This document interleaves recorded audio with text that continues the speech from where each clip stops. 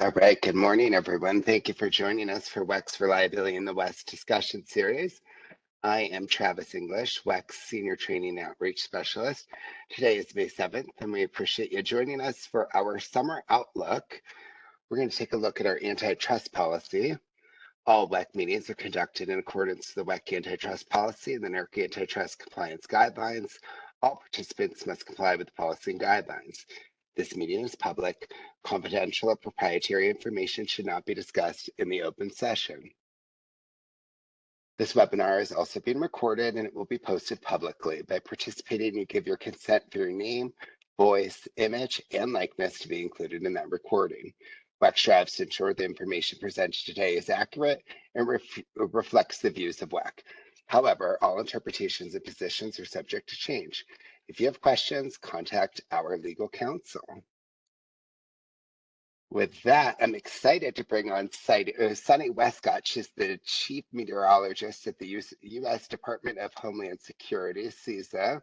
She'll be giving a brief overview of summer 2025. She's has about a 20-minute presentation that she'll be sharing with us this morning, and then we'll take about 5 minutes or so for some audience questions. So feel free to put those in the chat, and we can get to those at the end of the presentation. And with that, Sunny, I'll hand it off to you for sharing, and we'll jump into your presentation. Thanks for joining us this morning.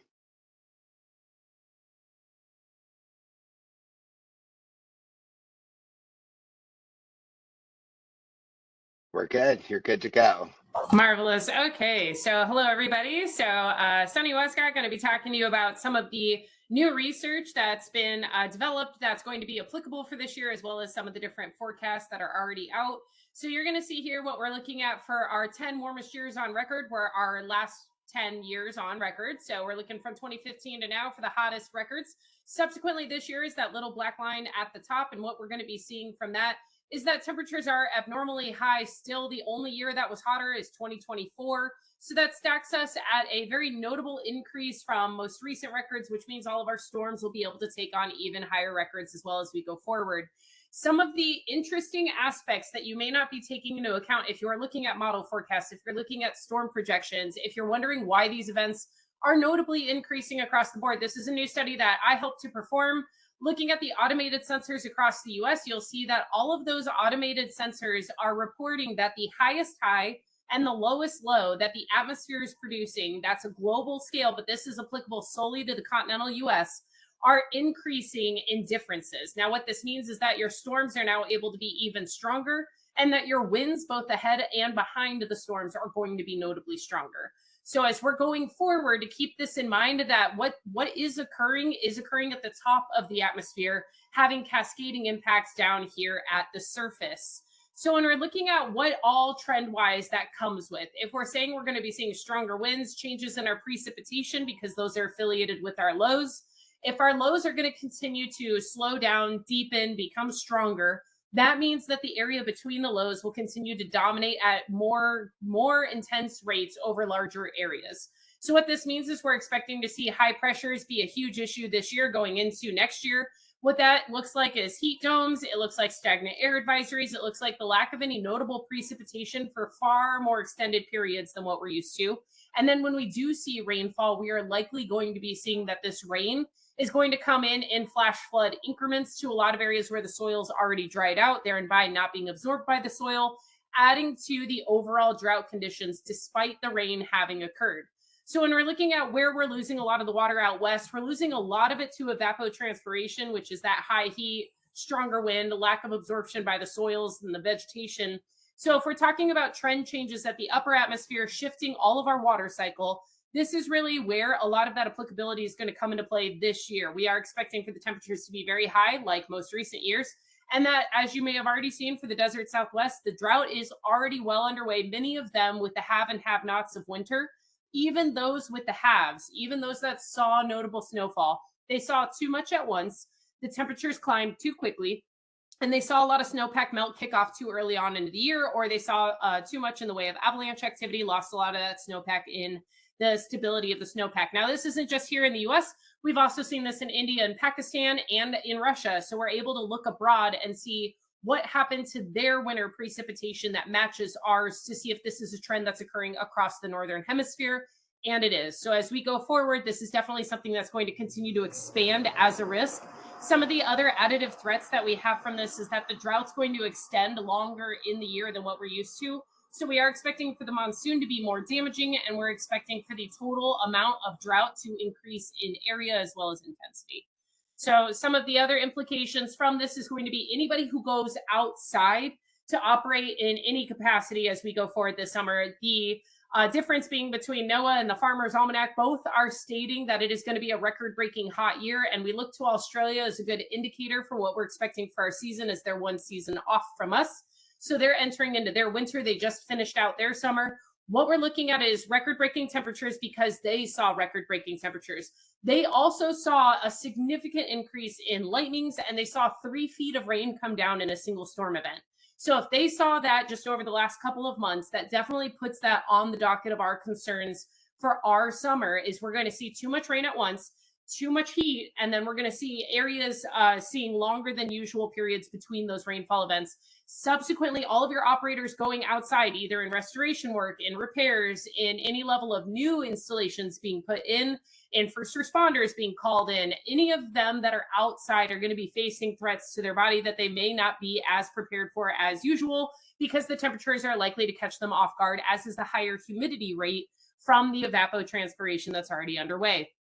So when we're looking at what does this mean for operations across the board, we are expecting, specific to the US, more cities to see about 30% more annual rainfall than today. So what does that look like when we're talking about the application of a lot of the infrastructure? It means the increase in rain doing force pulls coming across the material. We're expecting material breaks, cracks, and of course with the high heat, more water making its way into the material, subsequently steaming out. We are expecting to see far more degradation to each site across the West than what we have seen in recent years, but compounding recent years' problems. So when we're looking at the record rainfall events, it's across different pocketed areas, but you'll notice that 2019 Minnesota saw a very notable event that kicked off that released a lot of that treated wastewater into the rivers, which subsequently a lot of that fed into an algae bloom outbreak. Now, you may have already seen in the news, sargassum over in the Atlantic has reached a record size that is more than 40% what 2022 had in the news. So our algae problem is getting out of hand, and it is feeding off of things like stormwater runoff, agricultural runoff, and wildfire smoke. So looking at some of these areas, that's going to be something you want to keep in mind, because removing the algae from the system is not only time intensive and costly, but damages the infrastructure further. Why are we in the conditions that we're in going forward? As you may have noticed from the 1970s, spring has continued to warm, especially in the desert Southwest. So really what we're looking at is everything from these increase in spring days. So you'll notice that I chose to use Prescott in there. I say Prescott, some people say Prescott. I'm going to stick with Prescott. That we're looking at a notable increase in the days in which you're above average. And that on average, we're seeing areas like Salt Lake City are persistingly warm throughout the season. Now, that doesn't mean you won't see winter. It does mean that when you do see winter, your soils are too warm, thereby your snowpack's not sticking around as long. So some good statistics there just to pay attention to, and the why the have and have nots has such a huge role this year as far as snowpack goes. Looking at what we are expecting to see going forward, at the end of this winter, we are likely to be in a La Nina. What that means is a lot of that winter precip is likely to skip over the desert Southwest once again. So areas that did not see snow this winter are unlikely to recover well going into this winter. So this past winter to this future winter. Specifically looking at some of the upper level basins to also see some losses as we climb. So we're looking at Wyoming and Montana to become major providers of some of the downstream water. However, they are likely going into this winter seeing some of those stresses and strains a little bit later on as well. Now, some of the additive issues you may have recalled before when I've spoken that some of the stresses from groundwater overpumping when we do have surface droughts is yielding a massive issue. We have seen an increase in the fissures opening up and seismic activity. California, Arizona, Utah, New Mexico are reporting these fissures across the board have increased since 2014. And we're noticing that with that, of course, as the snowpack goes away, snow is heavy as it stays around. But once it starts to leave, we see that over time, the mountains start to lift up. We are getting a notable vertical variance that's occurring in California from the overpumping of the aquifers for agriculture, for electricity, and of course AI generation. And then the mountains are rising up because the snowpack is melting off a lot earlier in most of these areas. So it's creating a major discrepancy between the two. And that's going to be a major threat as we go forward this year, especially as drought continues to allow soils to heave a lot more from that stress and that strain. Now, what are we already experiencing in March? You'll notice we had record-breaking tornadic activity in a lot of different states. We saw earlier tornadoes. We saw records in the way of intensities of EF3s and 4s. We're also starting to see that the temperatures are expanding across the board from the Central Plains up to the north. That's going to do a lot of vegetative decay going into it. Looking at some of the additive problems with drought, you'll notice that New Mexico and Texas, that border area over by El Paso, looking at Cannon especially, but we're really paying attention to the increase in drought being a major issue from evaporative demand. So they've already had indicators for the past year and a half that that area was drying out at a greater and greater rate. So now that they're not seeing precipitation, they're also seeing too much sunlight. So that's going to become an additive problem when we look at where our wildfire threats are going to be. Wildfires right now have already started to bleed into the top 4 years in the past decade. I believe we just reached top 3 for the amount of acres burned. Sorry, not the amount of acres burned, but fire incidences. So we're seeing an increase in fire weather activity, and we're going to talk a little bit more about that, but we're seeing an increase in severe weather, an increase in wildfire activity, and an increase in baseline heat with triggers of the drought, specifically over the Central Plains into the desert Southwest.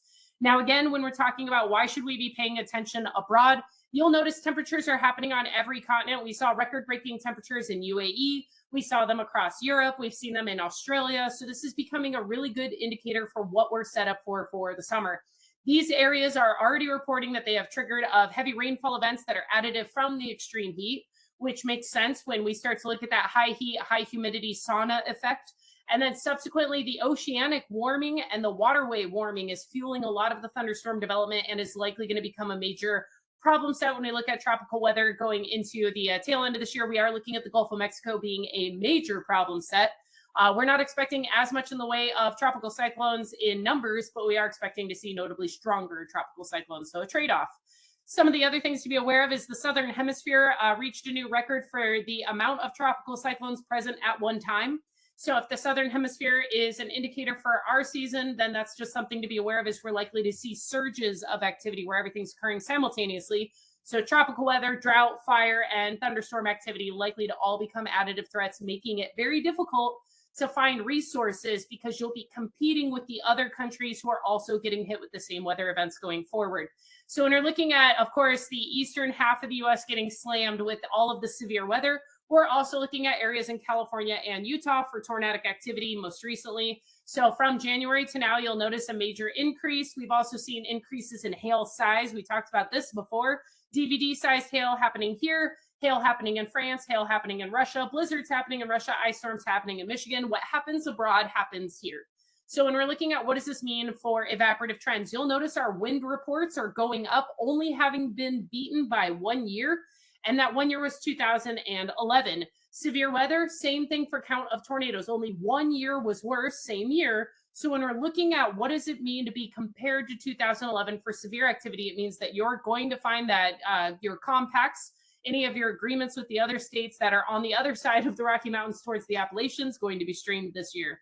Looking at lightning intensities, across the board, we saw an increase last year. We were expecting even more in the way of lightning strikes across Arizona, New Mexico, Texas, but also on the front range of the Colorado mountains. So any areas that are in drought, Arizona, New Mexico, Texas, that see these increases in lightning strikes going forward, especially this monsoon, where we're expecting to see a very robust initial start to monsoon season, really concerned about the ignition of wildfire spread there, as well as the torrential downpour and the fact that the soils will not be able to hold a lot of that downpour as we saw in Australia. So again, really leaning forward on some of these international studies for applicability, but then looking at what those studies look like here in the US from last year to now. You may have seen these updated graphics from Climate Central, which talk about all of the additive major power outages and the fact that severe weather leads, winter weather follows, followed then by tropical cyclones and extreme heat and wildfire. We are expecting to see that because the high heat is going to prevail, that cooling systems will be strained. And because of the last couple of years, more areas are likely to see that their HVAC systems have been strained to the point of break. So we are looking for more compressor blowouts, more wiring issues. Any connective materials that are outside in this direct sunlight are likely to become brittle. That's going to be a major problem set for security systems, keypads, even metal detector systems that you may have for your sites even. So on the security side of the house, something to be aware of during power outages, people often become a little bit more hostile about who has what resources and who does not. And they will track and monitor who is moving backup generators. They will wait until you have deposited them, come pick them up and steal them. We saw an increase in that last year, jumping across the board, whether it was tropical cyclones, flood, or extreme heat. They are looking at jacking either the water system, so they'll tap into the fire hydrants and collapse the water system, which they now know they can do. They're also backing up pump trucks into the river systems and pumping out water and moving it on their own for the communities. And we're starting to see, because of the increase in the theft of the generators, that they're now targeting external facing pipe systems under the belief that there is something in there of use on the water side. So they are now using hacksaws, getting into the cages for things like condo buildings and stealing out all the piping. So whatever they can find, they will find, is really what I want to emphasize there. But we're also looking at the additive strain to the grid. Wind turbines, if I'm talking about more lightning strikes, I'm talking about wind turbines. If I'm saying hail is coming down in bigger sizes, faster speeds, really concerned about solar panels and subsequently about the pipelines. If we're talking about subsidence from overpumping or ground shifts, looking at pipelines, as well as some of the structural integrity of our substations, depending on where they're located. So you'll notice a lot of this just becomes major concerns across the board when it all compounds. Looking at the forecast going forward over the next couple of months into weeks, you'll notice that Arizona, New Mexico, Texas are now going to be picked on going forward for drought, the additive drought over the last 12 weeks getting worse, and then the drought going forward, which is in the forecast, which will put them in that position I was talking about where they're going to see too much rain in monsoon season this year. And because we're expecting an El Nino, it'll get a nice surge of moisture coming off the Pacific that'll merge with the flow from Mexico.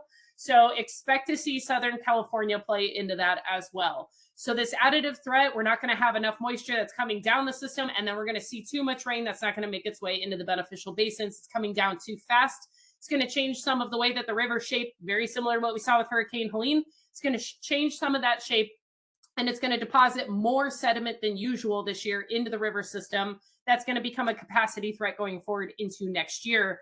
Now, this is some of the forecasts that you can look at from what we got right from the spring forecast. This is very correct as far as the overall above average temperatures making it further to the north. We saw some premature snowpack melt, major issues from that. Farmer's Almanac statement for the spring is also in here, just as an additive for you guys to look at, where they were expecting to see flooding, where they were expecting to see severe weather kick off, and then, of course, where we weren't expecting to see precipitation. So, of course, this doesn't take into account one-off events like the ice storm, but the overarching averages for the season. What does this mean going forward into the rest of our year? Something to be aware of. We are expecting the Four Corners region to, again, be our favorite area for record-breaking temperatures for that area, for either persisting heat or peak days. So other things to be aware of with the tornadic activity, we are expecting for the heat in the desert Southwest to increase the severe weather outbreak at the start of monsoon, which means we're expecting to see possibilities of tornadic activity extend across the southern portion, that downpour effect. And then, of course, we're expecting stronger winds in areas like the Chinooks. We're also expecting the areas like the Santa Anas and the Diablos to continue to breach into records from the high heat, from the heat domes that are likely to kick off, because we're going to be exiting from La Nina as we have into a neutral, which is a nice flux, likely back into a La Nina. We're likely not going to have a very long period under El Nino, but it will be right at the start of the monsoon season that we're going to see that major pivot. So some of the other things to look at with the Farmer's Almanac is we're looking at the words broiling, sultry, sizzling, brutally humid in some areas, but we are expecting below average precipitation for most of the western U.S. So it's definitely something that falls in line with what we've seen in the other countries that are reporting comparable events over the last couple of months. Where are we at right now against last year's? You'll notice that our river system for the Colorado River is only higher than 2022 and 2023, but is still below where we want it to be. 2024, 2021, and 2020 all had higher levels of water. So some of the other things that came out in new studies, New Mexico, we are expecting, even with the water allocation from Mexico that was just recently approved, we're expecting for the Rio Grande to face a very likely potential dry up. and that's going to be kicking off and prevailing going forward. And we are expecting for this drought to supersede the one that began in 1999, just as these trends and changes continue to lead off. So a lot of these studies, again, are going to be linked into the PDF booklet so that you can get a little bit further into some of the data. But you'll notice that if we saw a lot of New Mexico seeing single digits in the reservoirs most of the way through winter and into spring, that this is going to be a major issue for the southern basin states, really leaning very heavily on the northern basin states, which have their own stresses and struggles, as well as all of the vegetation in the soil that will also take its cut from any allocations that come down the basin going forward. Some of the other things to be aware of, it's not just one basin, it's both. So we're watching the Colorado River and the Mississippi River. Both are experiencing pain points. You'll notice that we're seeing abnormally dry conditions in Montana, feeding into the Missouri River system, and then, of course, Wyoming feeding into the Colorado. So we are looking at both basins. What does it mean to be operating at that bottom tier of the threshold going forward? Dredging, and then the flooding that does occur, not occurring in the areas you want it to feed the entire system. So again, anywhere that this is happening here in the US, it's also happening in places like China and Russia, and we're able to look at what are they doing about it. And the answer is that they're experiencing the exact same pain point. They did not plan ahead. They didn't have a whole lot at their disposal to do about the situation, with the exception of trying to reverse flow some of the river systems, which obviously takes a prolonged period of time and has not gone fully into effect yet in China.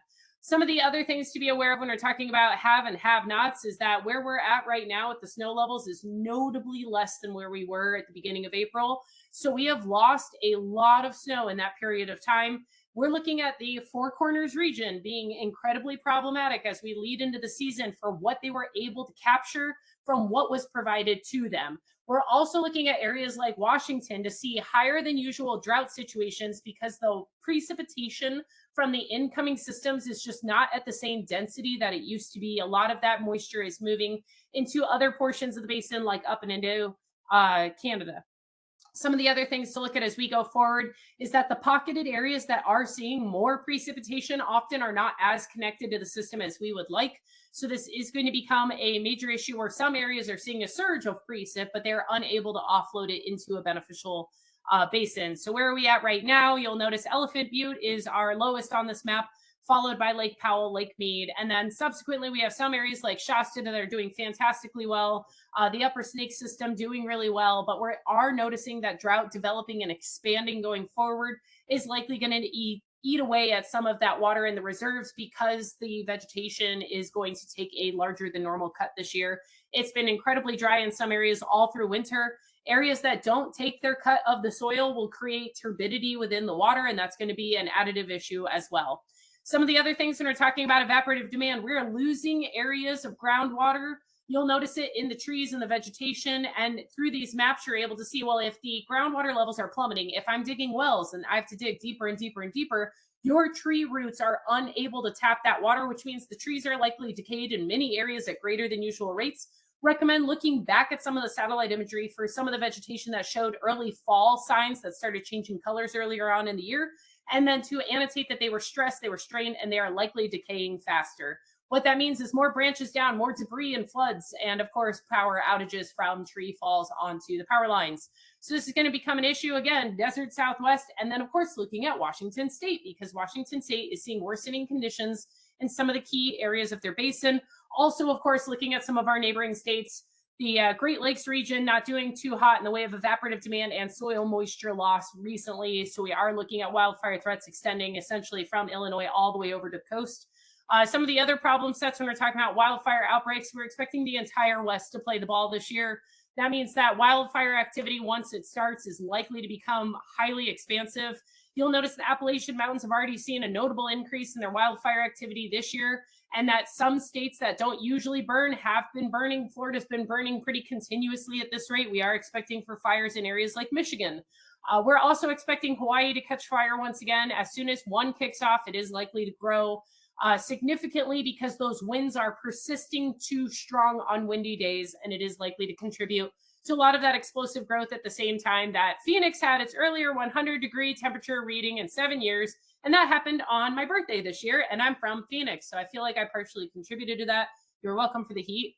Some of the other things to be aware of internationally, just these are some of the fantastic reports that have come out of some of the impacts Glaciers are down in Switzerland. That impacts France as far as nuclear power goes. Looking to them on what they're going to be doing going forward about water allocation to the nuclear power plants is a really good case study for what we're going to do for our power plants in Arizona, especially looking at Arizona's nuclear power plant. Looking at some of the other things, desertification is in there. That's very specific to Mongolia. And what did Mongolia do about it most recently? They planted a ton of potatoes as cover crops, and now they lead the market in potatoes. Something to be aware of is look for who's doing what about the problems, because the problems are replicated in every country. You're also going to notice I put in some of the stuff about new microchip construction. They're going to need so much water. It is a lot of water in a lot of areas that are either in drought or extreme heat or going to have flash flood events at some point this year. So this is going to be something that's in the news. They're going to look for a blame game going forward, why they did or did not have water. Some of the communities, when they're in drought, if they're being told no water, if the farmers are being told no water, but the water is being allocated to a data center or a chip processing plant this year, likely going to see that make its way into the news and the public to have a reaction to it, something to be aware of as well. Just one final thing, this extreme heat fact sheet that I helped while CISA was leading forward in some of the extreme heat impacts, available to everybody.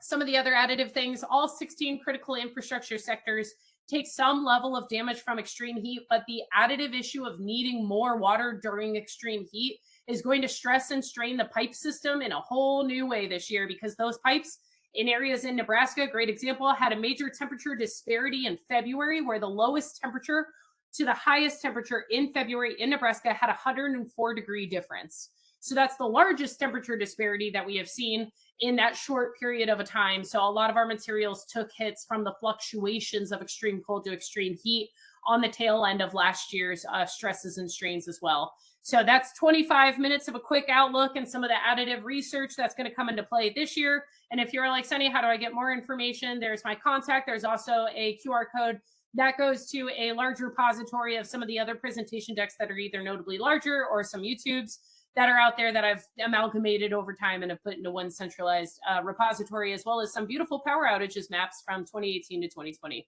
So with that, pending any questions, that concludes my brief. Great. Hey, Sunny, thank you so much for coming on this morning and sharing that update for summer 2025. I'm always impressed by the amount that you're able to cover in such a short amount of time. So I appreciate you sharing that with us this morning.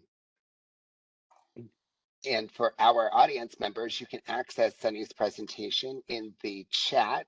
There will be a PDF and you can access that presentation and any of the accompanying resources. Again, Sunny Wescott, she is the Chief Meteorologist for the Department of Homeland Security. So we appreciate it, Sunny. Have a great morning. Thank you. All right, now we're going to take a look at Summer Outlook, and we're going to bring on our panelist. We have Victoria Ravenscroft, Manager of External Affairs and Strategy here at WECC. She's going to be our moderator, and we'll bring in James Hanson, the Manager of Operations Analysis, and Vic Howell, Director of Reliability Assessments and Modeling here at WECC, to discuss the Summer Outlook. So with that, Victoria, I will turn it over to you. Great, and good morning. Thanks for joining us. Sunny, thank you for a great presentation and really setting up our conversation about summer in the West. So every year, WECC works with its partners across the country and indeed the continent to perform a summer assessment to take a look at what we might be looking at over the summer specific to the system. This year is no different, and so I want to start off, and Vic, I'll turn to you first. I want to start off with any highlights we're seeing from the summer assessment this year. Yeah, certainly. So as you said, Victoria, every year WECC performs a summer reliability assessment as part of the ERO, as part of the NERC assessment. WECC does that for the Western Interconnection, and other entities do it for Texas and the Eastern Interconnection. So these summer assessments are based on a data request that we do every year. At the end of the prior year, we request loads and resources data from balancing authorities. We also include some narrative questions. We take those loads and resource data, load them into our software, and do the assessments. So I'll talk to you about that. The NERC summer assessment will be published next week on May 14th, so be sure to keep an eye out for that. As far as the outcome of this year's summer assessment, for this summer, all the areas in the West show adequate reserve margins to cover loads at their peak hours. So it was a very positive outcome this year.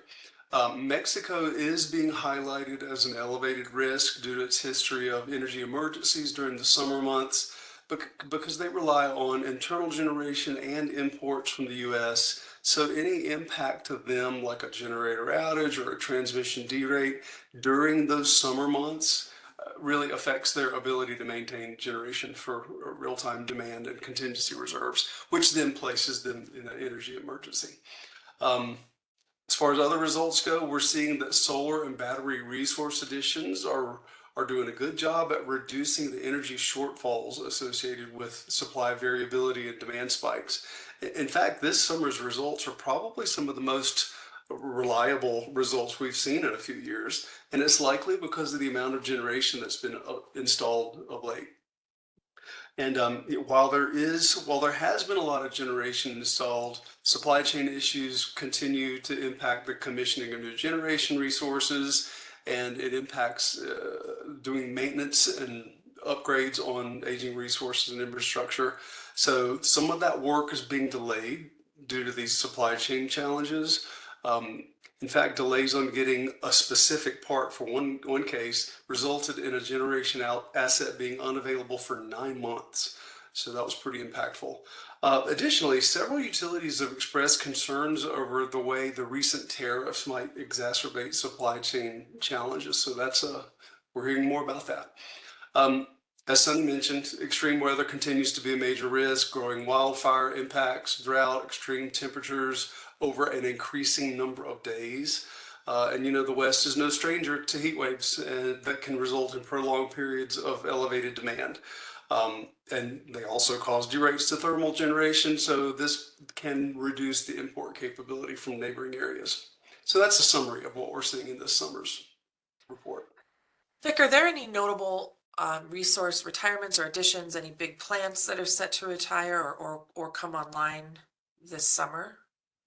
Yes, there are. We have seen some retirements over the last year, and we've seen a lot of additions. So on the retirement front, since this time last year, so May of 2024 to May of 2025, we've seen the retirement of 1,250 megawatts of coal generation, a little bit of other types, but that's the main one.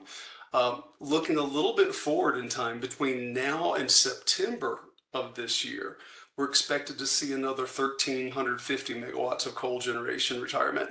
And a lot of folks here may be familiar with the fact that the 2,200 megawatt Diablo Canyon nuclear plant was originally slated to retire in 2025, but that's been pushed out to 2030 to keep the amount of generation that we need to serve load.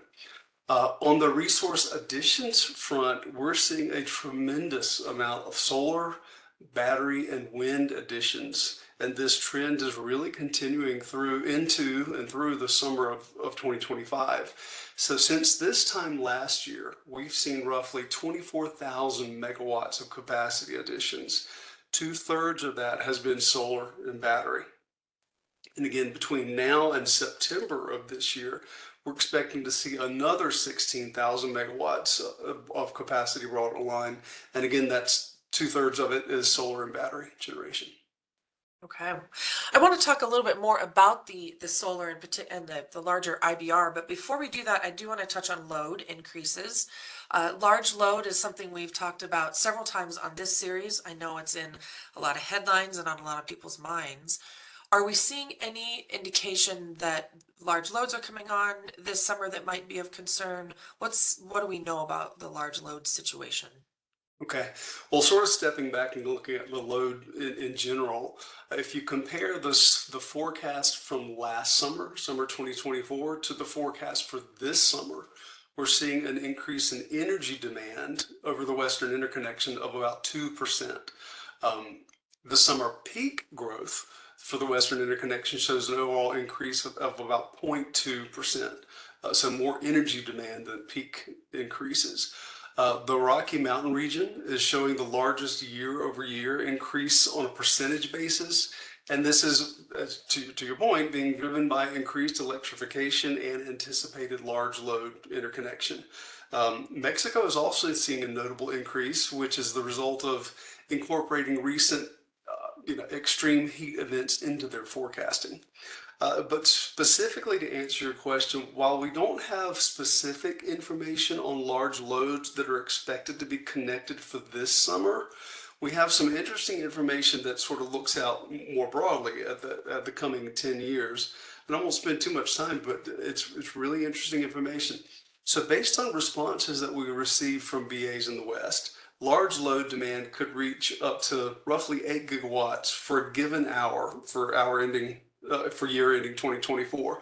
That grows to 11 gigawatts by 2027, 17 gigawatts by 2030, and then 23 gigawatts by 2035. So this is a change roughly from 8 gigawatts to 23 gigawatts over the next 10 years. So large load would increase by about a factor of 3 over those 10 years. If speculative large loads are to be included in that calculation, it could increase by a factor of 4. These numbers are based on the BA's response to our loads and resources questions, and we haven't received data from 2 BAs, and one of those is a pretty big one, so I take those values with a grain of salt. Fair enough. And it sounds like the future notwithstanding, at least in this summer, we plan to see load increase, whether that's large load or not. We're probably expecting a load increase this summer. Yep. So I want to turn to IBRs. We know they're not only a summer concern. We know that IBRs operate all year, and by IBRs or inverter-based resources, we are referring to solar, wind, and we lump batteries into this conversation pretty often, so we'll throw those in there as well. But we know that they play a heavy role in the summer, and they have some different issues in the summer. So, James, are there outstanding operational concerns going into the summer with regard to IBRs?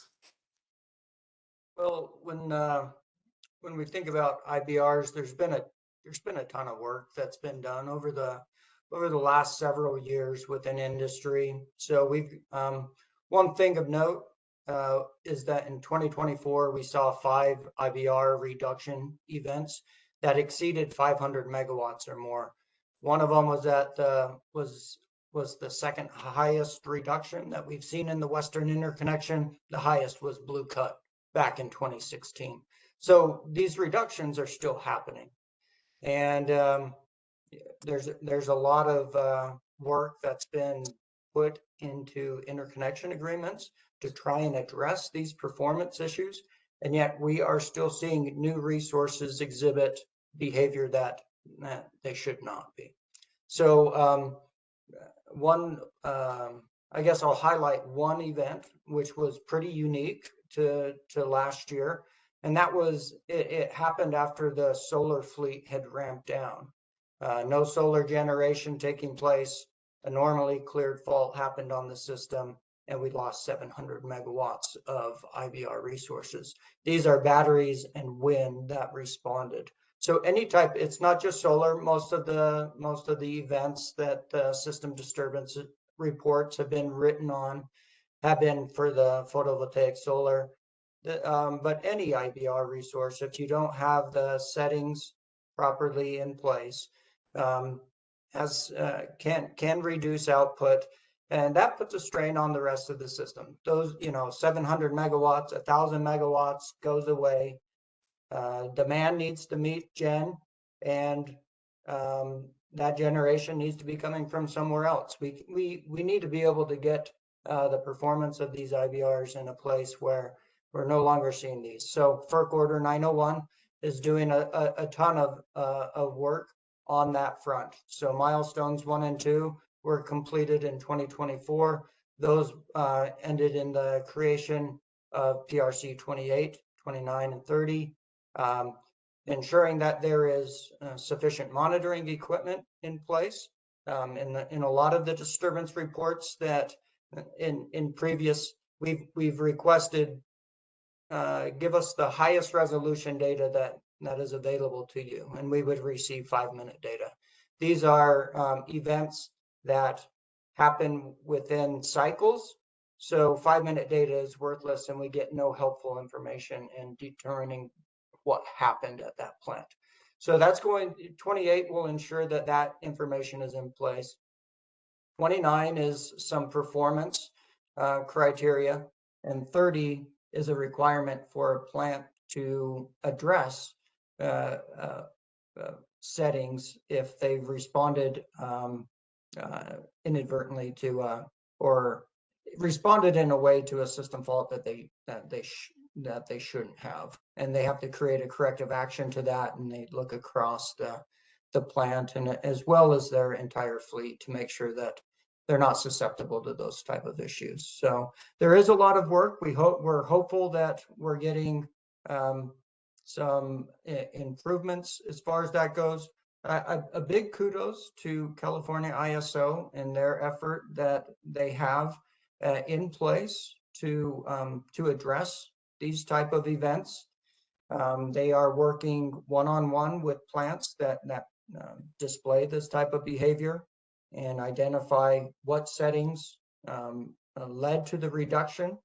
And from what I've heard, if they signed under the new their newer interconnection agreement with IBR performance standards, they'll even send a breach of contract saying that you must fix these settings within 60 days.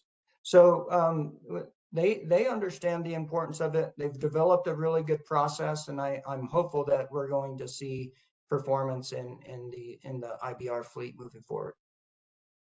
So it sounds like entities are moving. They understand the IBR issues, and at the same time, it's not as though Blue Cut Fire ignited the issue and then it went dormant. We still see issues. We're still seeing events, and that we should keep that in mind going into the summer season. 901 and the PRC standards you referenced are largely driven by solar and some wind IBR resources, but we have batteries out there too. So what are we looking at in terms of batteries going into the summer season? Any concerns there? Anything in the news there?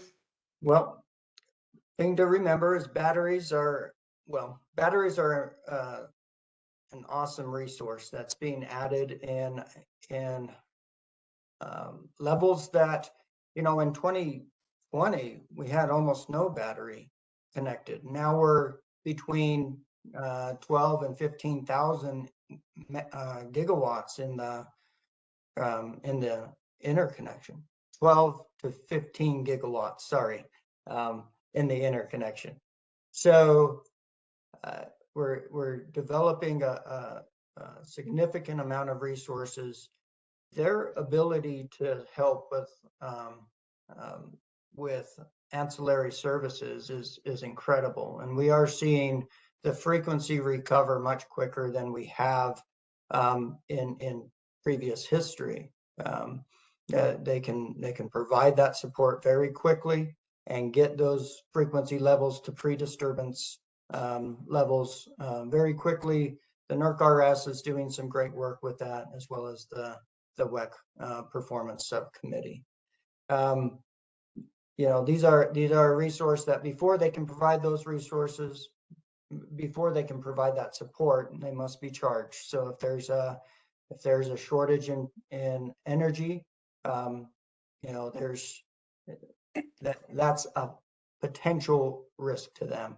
One thing that they're able to provide is, we see significant amounts of solar being produced, and it's a great resource that's helping the system when the sun is out.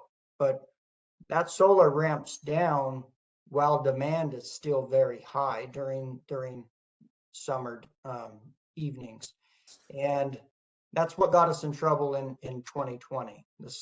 We got through our peak in 2020, but when the solar ramped down and all of those resources went away, we didn't have anything to get us through that 4-hour period where demand was still high and solar was now off. These batteries are providing, a nice 4-hour block of energy for that crucial period. So it's it's a resource that as it gets added, you know, it's providing a ton of value. We're learning a lot from this resource. Like I said, the amount of growth of this resource is very fast in the Western interconnection, you know, we've just seen a continuous progression in what is being learned and how these are being operated. So there's a lot of positives. It's funny, James, I attended a ESIG workshop last fall. And at that workshop, California ISO was there, and they presented on their experience with the increased IBR penetration. And they have installed a ton of batteries in recent years, and they're continuing to install battery systems. And as you described, they're really seeing some very positive results from that. You know, like you mentioned, historically, California ISO and others have had real challenges when the sun goes down, but the load is still high. So, you know, there are vast amounts of solar generation that goes away pretty quickly, and they have to ramp the remaining fleet in response to that to serve load. So, you know, California ISO at that conference indicated that their battery fleet is tremendously useful in helping to serve that load during those critical windows of time. Yeah, absolutely. One thing, James, I want to point out and underscore that you mentioned, and that is that our issues don't necessarily come when we're at peak demand. And you were talking about during the day. I think we could apply this to the year as well, that we're seeing issues at other times, and in the day it's at the ramp down when we might be least expecting to have issues in our historical system. And I think that's worth noting that we don't have a system that we just plan to peak demand anymore. The dynamics of the system are critically important. While we're on batteries, there have been in the news headlines some battery fire news. Can you just give us an overview of what's going on with battery fires? Is this just this upstart of a new technology? Should we be concerned about it? What's going on there? Yeah, a lot to pay attention to as an industry, I would say. I think one of the more common was, or most of note, most recent was the Moss Landing fire that took place in January of this year. Gateway Energy Storage Facility in Southern California, 250 megawatts last May, 300 megawatts in Moss Landing. Those are huge. Those are huge. These are newer installation, or these are early installations in the battery realm. This is, like I said, we are trying to learn as much as we can about this resource as quickly as we can. And there's some unfortunate things that happened with those, but I'm actually part of a cross-organization team that is looking into those. We've got FERC, NERC, WECC, and CISA that are working to identify some things to consider. That will be the main points of our report that we plan on being published in September. You know, and you know the considerations of a warehouse style compared with a containerized, what kind of cooling, thermal mitigation system you have in place, even battery technology. There is battery chemistries that are more prone to thermal runaway than others. So the pros and cons, things to consider when designing a system. This is when the two that I mentioned plants were developed, there was not a fire code that covered battery storage systems.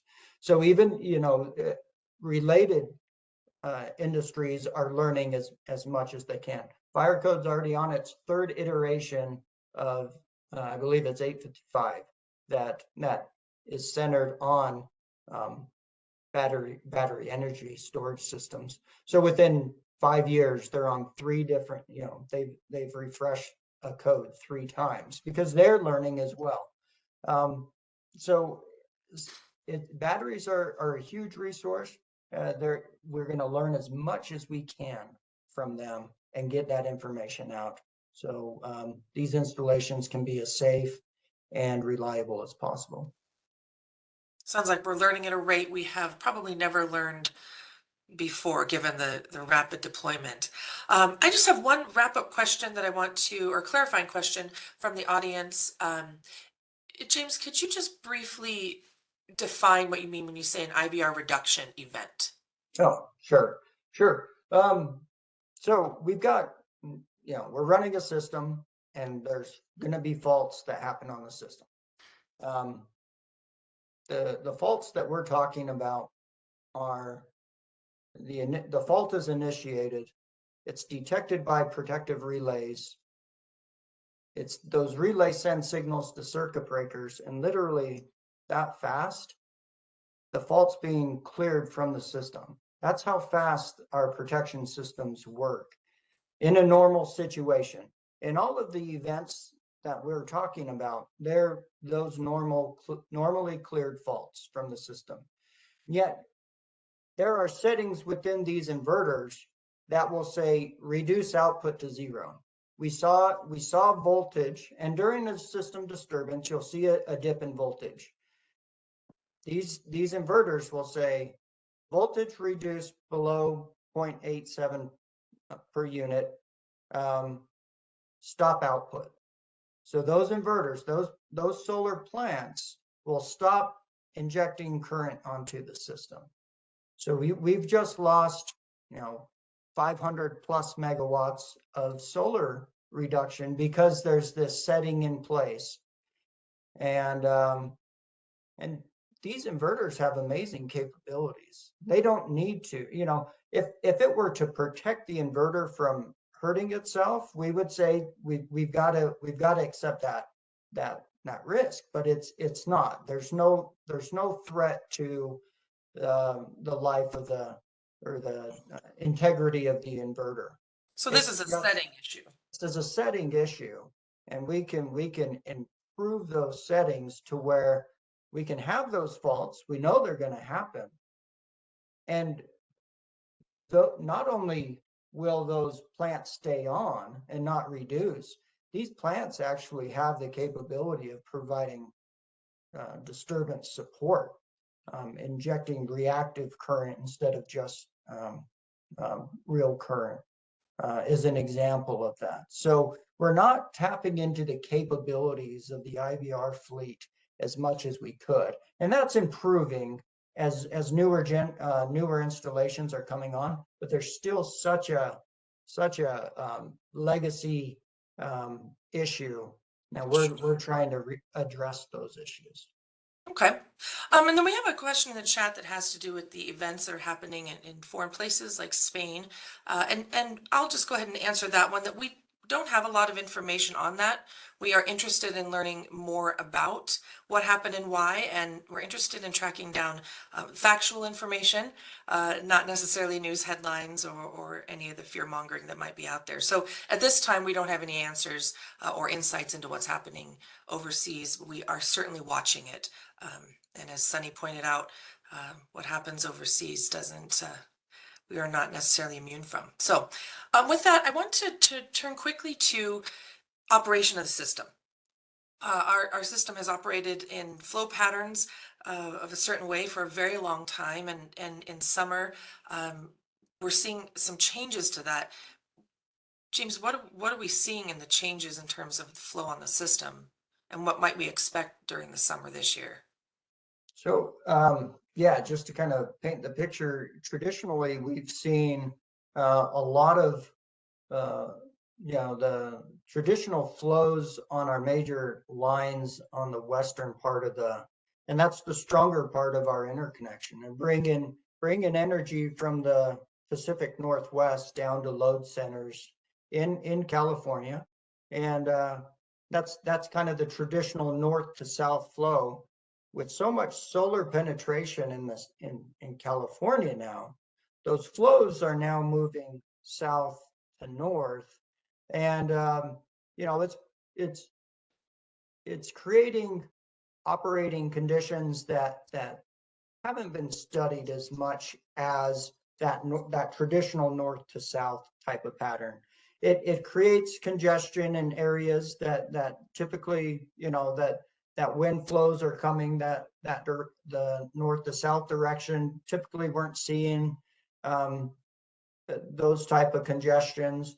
Talking with the RAS-RS group that reviews the plans for all of the remedial action schemes in the Western Interconnection. They're looking at ways that some of the RAS may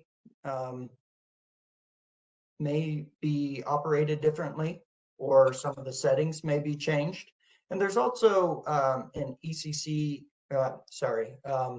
it's the curtailment calculator expansion, as well as a Western Interconnection congestion management effort.